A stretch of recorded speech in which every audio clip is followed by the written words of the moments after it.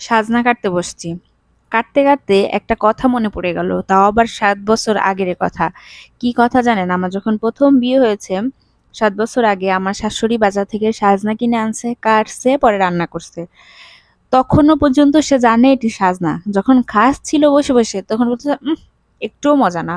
এটা সাজনা না গো, এটা বাজনা। পরে আমি খুব আগ্রহ নিয়ে জিজ্ঞাসা করলাম, আচ্ছা মা, সাজনা কোনটা আর বাজনা কোনটা? আমাদের ওইদিকে সবই তো সাজনা বলে।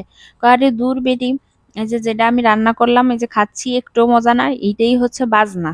আর সাজনা একদিন রান্না রান্না করবো না, খেয়ে দেখো যেটা কত মজা। পরে আমি হাসতে, হাসতে শুধু এটুকুই বললাম, আচ্ছা মা, আপনি রান্না করার আগ পর্যন্ত মানে খাওয়ার আগ পর্যন্ত তো চিন্তাই করছেন যে এটা সাজনা। পরে খেয়ে না বুঝছেন যে এটা বাজনা। তাহলে তো আপনিই ভালো করে চিনেন না, আমি কিভাবে চিনবো? যাই হোক, আমাদের এলাকায় সাজনা আর বাজনা বলতে আলাদা কোনো নাম নাই, সবই সাজনা। আর নরসিংদীর এদিকে সাজনা আর বাজনা ২ টা আলাদা সবজি, মানে একই রকম দেখতে, স্বাদে এরা বুঝে আর কি কোনটা সাজনা আর কোনটা বাজনা। পরে আমি বাড়িতে যখন আসি, মানে ফরিদপুর, তখন আমি মারে জিজ্ঞাসা করলাম একদিন যে, মা, আচ্ছা আমাদের এদিকে সবই সাজনা বলে না? পরে মা শুনে বলতেছে, হ্যাঁ সবই তো সাজনা। পরে আমি বললাম, মা, আমার শ্বশুরবাড়িতে না সাজনা আর বাজনা আলাদা নামে ডাকে, এই একই সাজনাকে।